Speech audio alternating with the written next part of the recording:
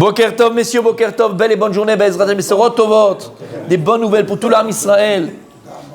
Une bonne santé. Amen. Un mariage pour tous les enfants qui doivent se marier. Amen. Un bel accouchement pour toutes les femmes qui doivent accoucher. Amen.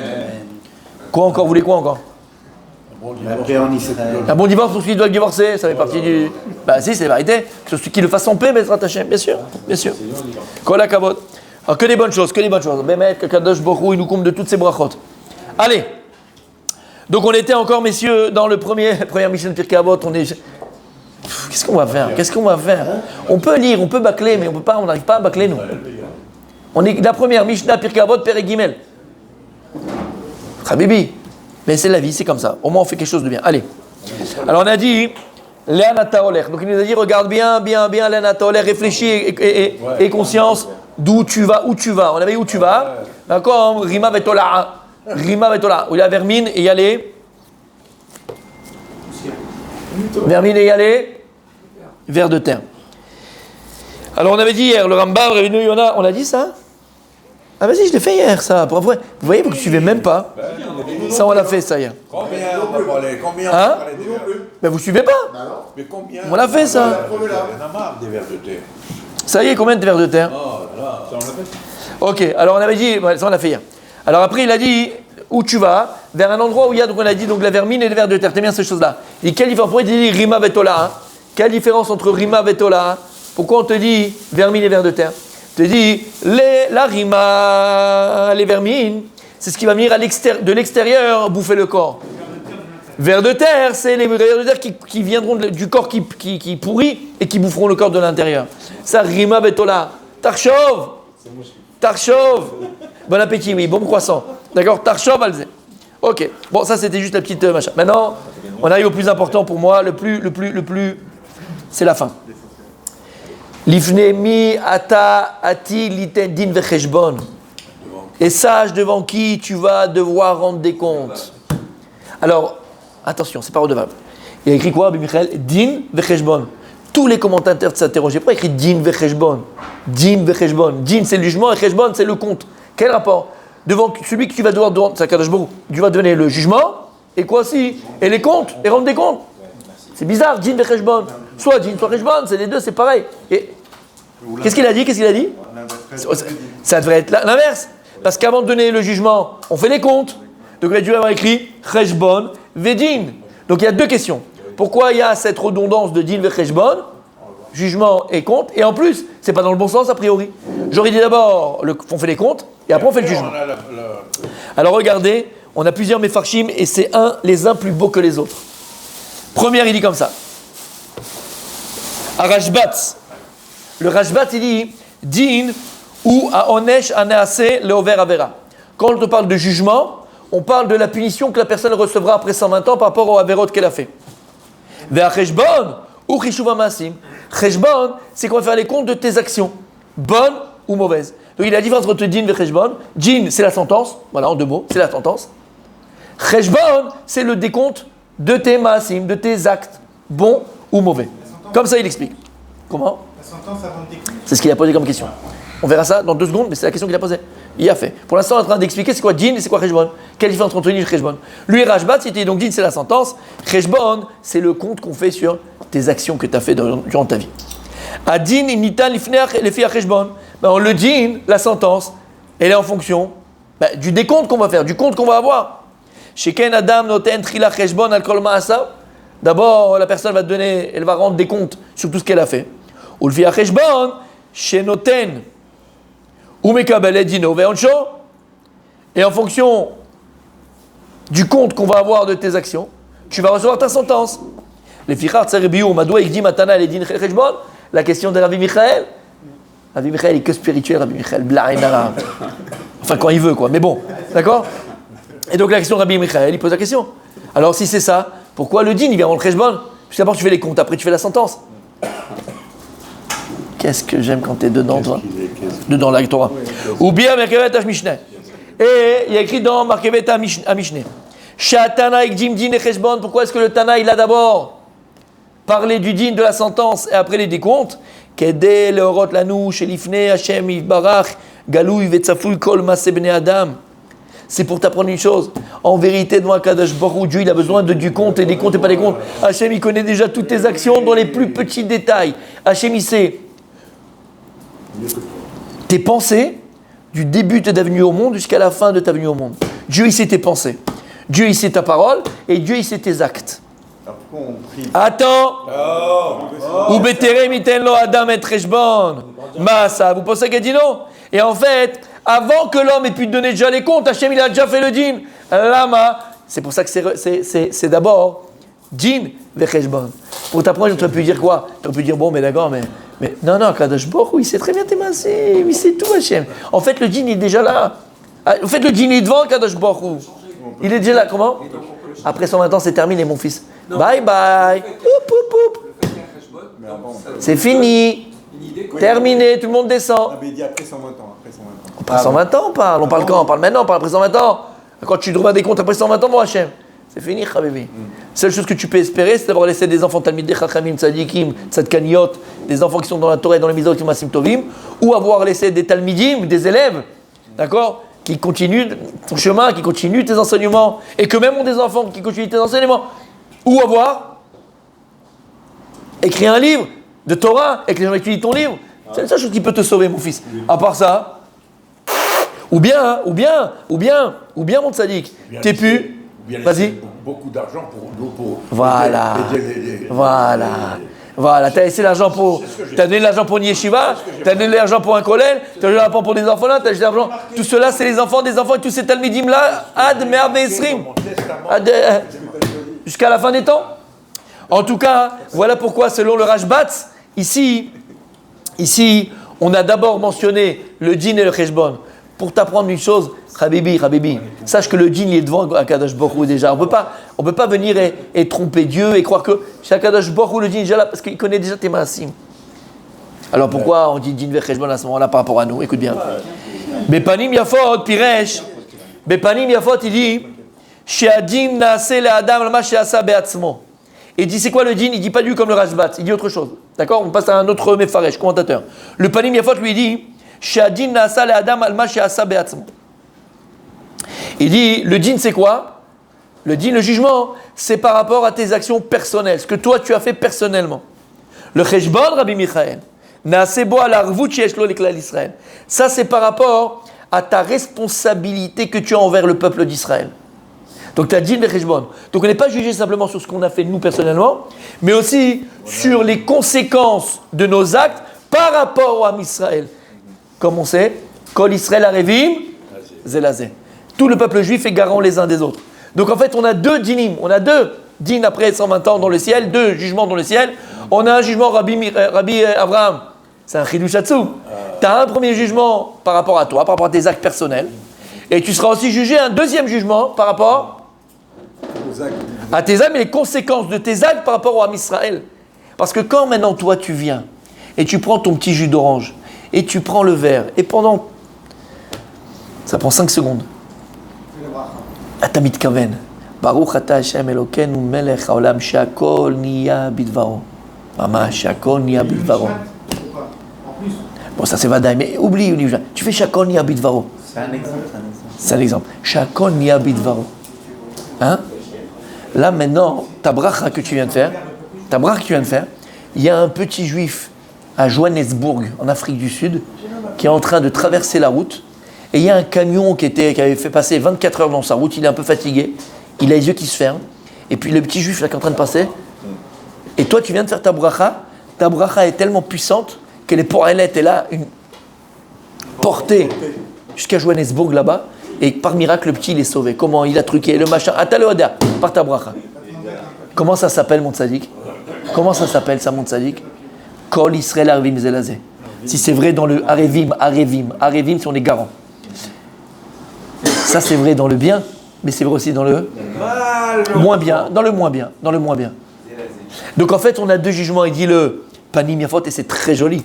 Ça te responsabilise, non seulement. Parce que des fois, on se dit, bon, allez, c'est pas grave. Non mais attends, ok, ça ne concerne pas que toi, ça concerne aussi toi et tout le peuple juif ce que tu fais. Ça responsabilise Rabbi Michael. Si au moins tu t'aimes pas, t'aimes tes frères quand même, non? Eh bien alors fais-le, réfléchis. Ça c'est le Panim Yafot. Très très joli. Alors maintenant, écoutez bien. Ça, c'est un pirouche que je chéris personnellement. Très connu, mais tellement beau, et on va le ramener. Troisième explication, celle du Gaon de Vilna. Le gras. Gaon de Vilna a dit, c'est quoi Din Vecheshbon? Troisième explication. C'est quoi Din Vecheshbon? Donc non seulement, bien sûr, la personne va retrouver la sentence qu'elle recevra par rapport aux transgressions qu'elle a eues.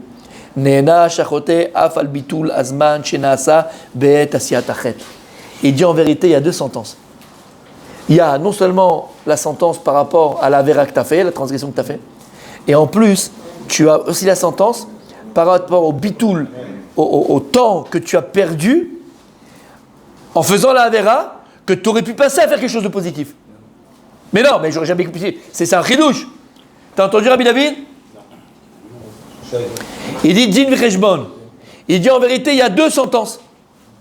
L'homme, il sera jugé, oui, sur tes maasim, sur ce que tu as fait de mal ou de bien, mais bon, en tout cas de mal.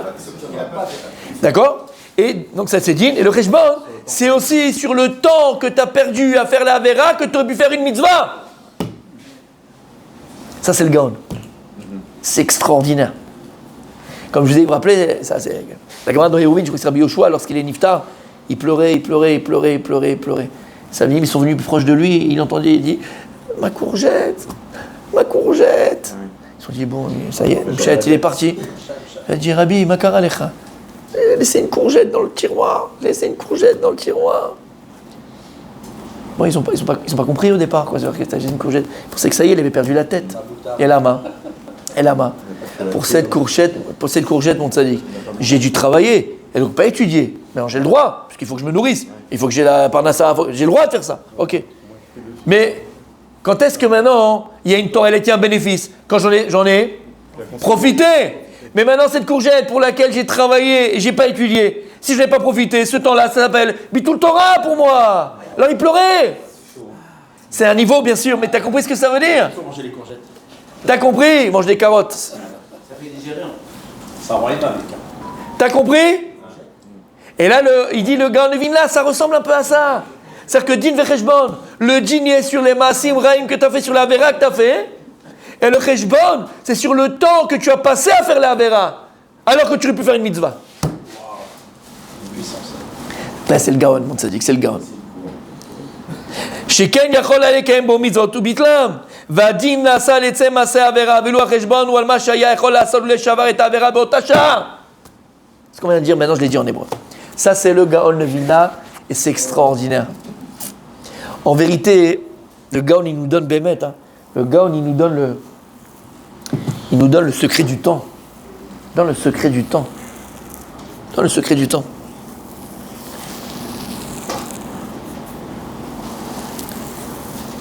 Kadosh Baruch Hu nous a donné un cadeau. Quand Dieu il a créé le temps, parce que le temps c'est une création, le temps. Parce qu'on sait que le temps il a un début, il a une fin. Le temps, il n'est pas infini. Sinon, c'est pas un temps. Le temps, il n'est pas infini. Il y a eu un début et il y aura une fin. Même en physique, même en physique, c'est comme ça. C'est pas le temps, il a un début. C'est ce qu'ils appellent eux le Big Bang. C'est à partir de ce moment où le temps, il commence. Mais avant, il n'y a pas de temps, pas de notion de temps. Et puisqu'il a un début, il a une fin. Chaque chose qui a un début, il a une fin. Ça n'existe pas une chose qui a un début, qui a une fin.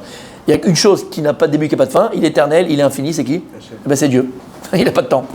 Mais à partir du moment où une chose elle a un temps, c'est qu'il a une fin. Quand, je ne sais pas, on estime le temps d'eux. D'ailleurs, on sait qu'une galaxie, un soleil, par exemple, ces choses-là, d'accord, c'est pas infini. À un moment donné, ça c'est voué à mourir. D'accord. Donc tout ce qui a un début, il a une fin. Ça, c'est exact. Tout ce qui a un début, il a une fin. Donc c'est ça le temps. Et Akadosh Baruch Hu, il nous a donné le plus beau cadeau. C'est le temps. C'est le temps. Maintenant, dans ce temps-là, Akadosh Baruch Hu, le temps, il est neutre.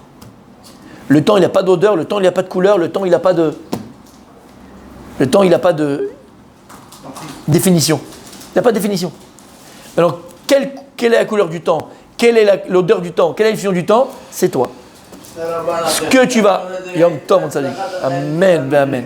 Le temps, il prend la couleur, il prend l'odeur, il prend la définition que tu lui donnes en fonction de ce que tu en fais. Soit... Même pendant ton passe-temps. Cette expression française, du passe-temps, où j'ai pas le temps. On est des assassins parce qu'on tue le temps. Tu es le temps. Oh là là. Mais émette, tu es le temps.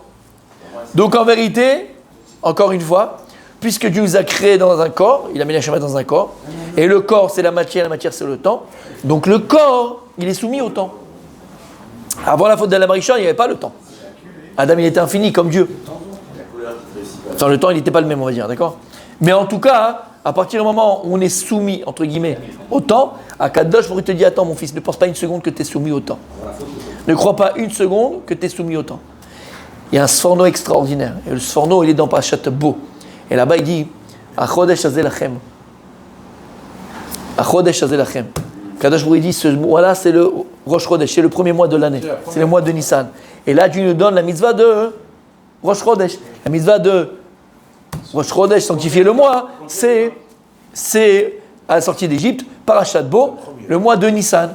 Et il dit le Sforno, ce moment-là, ce jour-là où Kadosh Baruch Hu donne Rosh Chodesh, sanctification du mois, et il dit le Sforno à Kadosh Baruch Hu, il a donné à Israël, She'em Ishletu Alazman. She'em Ishletu Alazman. Dieu nous a donné la possibilité d'avoir le pouvoir sur le temps. D'avoir le pouvoir sur le temps. Alors, Pshat, c'est parce que c'est nous, et c'est le Beddin qui décidait, selon les témoins, quand est-ce qu'on sanctifie le mois, et donc quand est-ce que les fêtes vont tomber, donc tu vois que c'est bien de l'homme. Ça c'est Pshat, mais non plus que ça. En vérité, Kadosh Baruch Hu, il a donné à Israël, le pouvoir sur le temps. Et en fait, tu le comprends, c'est ce qu'il vient de dire Rabbi Michael, puisqu'on a parlé d'hier avant-hier, que Israël, Allah bemar Shabbat Trila. Am Israël, Kadosh Baruch Hu, d'abord il a pensé à Israël et puis il a créé le monde. C'est-à-dire qu'on a été créé avant la création du monde. Et tout ce qui est créé avant la création du monde, il ne fait pas partie du temps. Et quand je parle d'Israël dans son entité. Je parle du peuple juif, je parle du peuple d'Israël, je parle des âmes d'Israël, d'accord? Am Israël est au-dessus du temps. C'est pour ça qu'on nous appelle le peuple éternel. Pourquoi on nous appelle le peuple éternel? Parce qu'on est au-dessus du temps. On est au-dessus du temps. Donc tu as compris ce que ça veut dire? Le temps, c'est la chose c'est le plus beau cadeau que Dieu nous a donné. Parce que le temps, c'est ce qui nous permet de... Le Zman. En hébreu, c'est le Zman, c'est le temps, d'accord? Zman. C'est quoi le Zman? Akadosh Baruch Hu, il a créé le Zman pour nous inviter. Pour nous inviter à devenir. S'il n'y avait pas le temps, on ne saurait pas. On va le voir Shabbat, je vous le dis tout de suite, messieurs. Zman, Lashon Azmana. Écoutez. Ça va, te plaît. Zman, Lashon Azmana. Ce qu'on dit Azmana, c'est une invitation. C'est les mêmes lettres, c'est la même chose, c'est les mêmes racines. Lama qui Azman, par le temps, c'est une invitation à devenir. Parce que l'homme, à l'inverse des animaux, l'homme, à l'inverse des Avdil, Malaché Hacher et des anges célestes, l'homme devient, à l'inverse, un animal, il est. Les Avdil, c'est comparaison aucune, hein, mais les anges célestes, ils ne deviennent pas. Et c'est toute la différence entre l'humain et tout le reste de la création. C'est pour ça que la plus grande bria, la plus belle création du monde, c'est l'être humain. Parce que c'est le seul être qui peut devenir. Pas tous. Presque. D'accord? Qui peut devenir. Une invitation à devenir. Comment? Le Zman, la Zmana, c'est une invitation à devenir. Si tu n'avais pas le temps, si on n'avait pas de temps, on serait. Qu'est-ce qu'on serait? Un ange. Un ange, il ne devient pas, il est. C'est quoi qu'il est? J'explique maintenant. C'est quoi qu'il est? Il est ce qu'il a été créé. Il n'a pas choisi de devenir. Il n'a pas choisi d'être. Il est. Il est ange. C'est pour ça, bon, c'est le cours de Shabbat, ça me démange, là j'ai envie de le dire. Faut pas. Je le dis? Mais non. Alors je le dis. D'accord? C'est pour ça qu'Akadosh Baruch Hu, Parashat Acharemot Kedoshim. Écoutez bien, je vais le redire Shabbat, mais c'est trop beau, c'est trop magnifique. C'est pour ça qu'Akadosh Baruch Hu, Parashat Kedoshim, il dit Kedoshim Tiyu. Vaïdaber, Moshe, Kol Hadat Ben Israël. Il a parlé à toute la Hadat Ben Israël, toute l'assemblée d'Israël. On va voir pourquoi Kol Hadat. Kol Israël, non. Vaïdaber chez Moshe, mort, Vaïdaber chez Moshe. Et Ben Israël. Là, il a écrit Kol Hadat Ben Israël. Kedoshim Tiyu. Kadosh Baruch Hu, il n'a pas dit ça aux anges. Dieu, il n'a pas dit aux anges Kedoshim Tiyu. Lama. Parce qu'ils sont déjà. Parce qu'ils ne peuvent pas. Mais non, ils ne peuvent pas être Kedoshim. Parce qu'ils sont déjà. Donc ils ne peuvent pas être Kedoshim. Le seul être qui est capable d'être Kadosh, de devenir Kadosh, c'est Am Israël. Eux, ils le sont. Ils sont nés comme ça. Ils ne peuvent pas le devenir. Ils ne peuvent pas avoir de Tosefet Gdusha. Ils ne peuvent pas avoir d'évolution et de plus de Gdusha. Plus. Comment? Mais ils sont. C'est la conscience, oui. Comment? C'est la conscience. Non. Là, je ne parle pas de conscience. Je parle pas de conscience. Je fais le cours de Shabbat. Je n'ai pas envie de dire comment on y arrive et tout ça. Mais pour qu'on comprenne. Les animaux, non. Alors ça c'est Vadaï. Il n'y a pas de Gdusha dans un animal. Il n'y a pas de Gdusha. Il y a une Gdusha dans l'essence. Dans l'essence de l'animal, il y a une Gdusha. Mais c'est dans l'essence. Il n'y a pas pas dans tout ça. C'est celui qui est caché, celui qui n'est pas caché. L'homme, dans son essence, et dans son corps, il peut être Kadosh. Pas simplement dans son essence, pas dans son âme. Un dame, il peut être Kadosh. Une neshama qui vit en Gilgoul dans un animal, il n'y a pas de boucha. Vadaï chez l'eau. Un animal cachère, dans l'essence, le nitzotz, il est cachère, c'est pour ça qu'on peut le manger. Le nitzotz, il est cachère, mais je ne rentre pas dans ça, c'est le balatania. D'accord, on avait parlé de ça déjà. Mais tu commences à dire, même Afilou Malach, il est kadosh. Il peut pas les kadesh et tatzmo. Il ne peut pas se sanctifier un malach. Anachnu echolim les kadesh et tatzmenu. Nous, en tant qu'humains, on peut se sanctifier, Rabbi Michael. On peut devenir kadosh.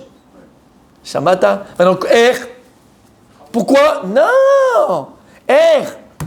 Pourquoi? Parce qu'on a le temps. Écoute, parce qu'on a le temps. C'est le temps qui nous permet d'être kadosh. S'il n'y avait pas le temps, on serait comme un ange. On serait statique. Comme tu l'as dit, on serait. Voilà, c'est tout. Et tout le bonheur d'une vie, Rabbi David, je sais que tu aimes ça. Là, il est en train de jubiler. Vous ne le savez pas, moi, je vois son cœur. Il jubile. Je vous dis que Rabbi David jubile. Ah oui, moi, c'est un jubileur. Rabbi David. Un grand jubilaire. Rabbi David. Et en fait, c'est ça le bonheur. C'est ça le bonheur. Le bonheur, c'est de se voir évoluer. Le bonheur, c'est de se voir grandir. Le bonheur, c'est de se voir. Mekadesh et tatzmo. C'est ça le bonheur. Exactement. Exactement. C'est ça le bonheur. Moi, tu vois, j'aimerais bien terminer sur une bonne note, donc je terminerai sur ça aujourd'hui.